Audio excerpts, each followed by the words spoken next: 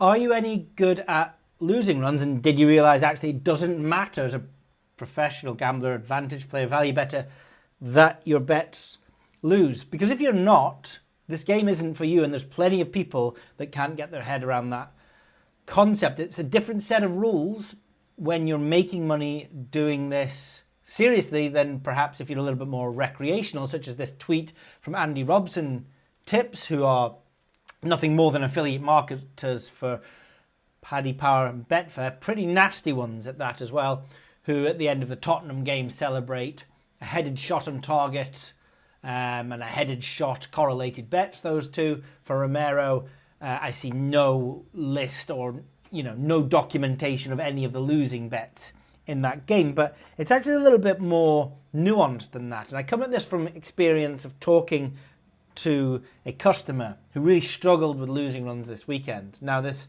customer, when they were winning, we didn't hear from them, but when they were losing, we definitely did. And they would always sort of get in touch and say that they'd gone through a losing run and they wanted us to check that the tools were working properly. Now, this is the wrong mindset to come at advantage play and value betting from. It's not the tools and the trackers that cause bets to win or lose. I can provide data. In fact, I provide a lot of data across horse racing and football, but essentially all I'm doing is providing the probability at which I think an event should happen. And if you can attract odds that are higher than that probability, then you'll make money over time. It doesn't have any relationship with whether the bet is going to win or the frequency that those bets are going to win.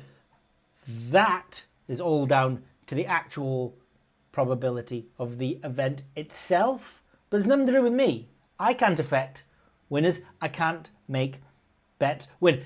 Let me give you an example. Let's take a coin flip. That's all we're doing. Which of these two betting strategies would you rather bet on? This is 500 flips of a coin. Would you rather bet on the orange line or would you rather bet on the blue line? Well, guess what? These two strategies are exactly the same. All I've done is I've gone into this sequence of 20,000 coin flips where I'm betting with a 1% edge, where I'm getting just a little bit more back if I win than I have to pay out if I lose. So going back to that original graph, if you're on the blue line after 500 bets, you may think that there's something wrong, but actually it doesn't matter. You're doing the right thing. What does matter that you have to understand variance, volatility, and bankroll management and factor that in, because there will inevitably be losing runs. There's often more losing runs than there are winning runs. We just win more than we lose. Going back to my customer, I was giving him the advice that, on the horse racing tracker, we have so many hundreds of thousands of bets logged and we're independently proofed, and we were voted gold in the betting awards by people using the tracker, but this wasn't good enough. He was questioning over and over again, is there something else going on here? I don't understand this. I shouldn't be losing this much. And then he dismissed variance as a possibility and sort of stated as fact something else is going on here. And he can't believe that this has happened because I appeared so trustworthy in my videos. I got upset with that because essentially now he's saying I'm untrustworthy. I've scammed him.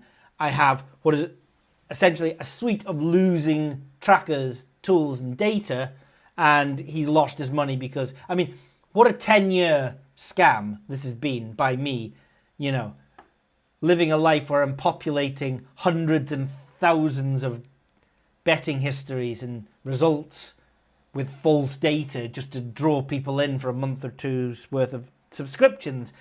I did keep asking this particular customer to go and talk on our Discord platform, the experiences of other members.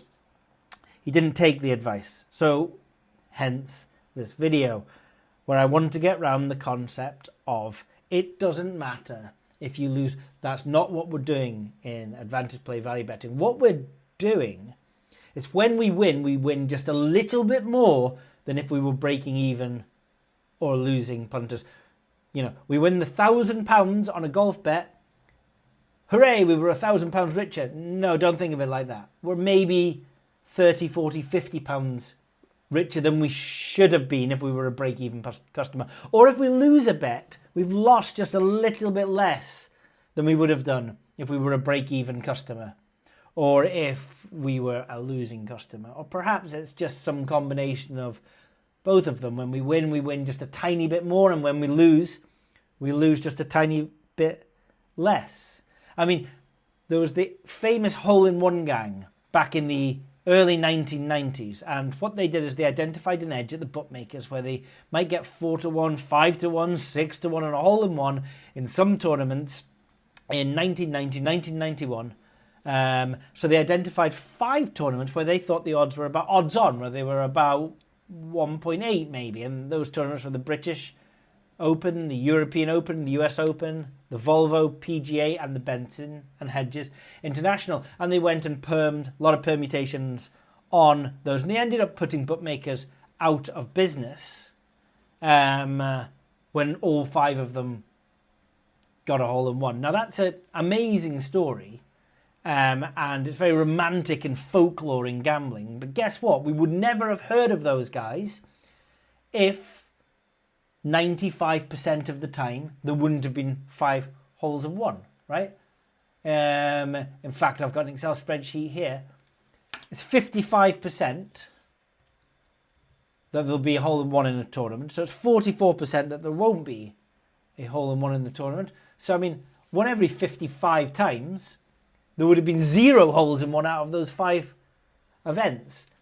But also, 95% of the time, there would have been fewer than 5 holes-in-one. You would never have heard of these guys 95% of the time. So does that mean that they were bad bets?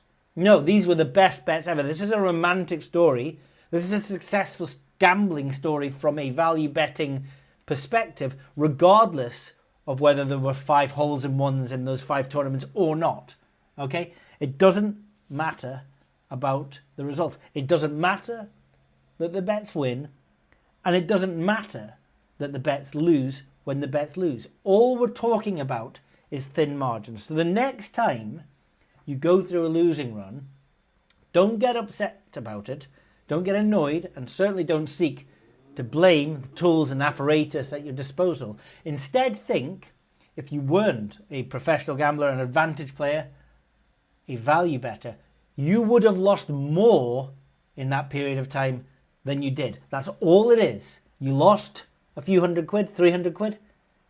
If you were a losing better, you would have lost 400 quid. And that's your edge. You're 100 quid up on the losing better, even though you're £300 down.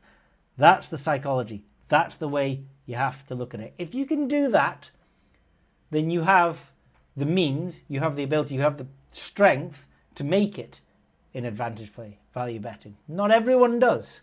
And if you don't, I would recommend not sticking at it for too long, because this game will do your head in.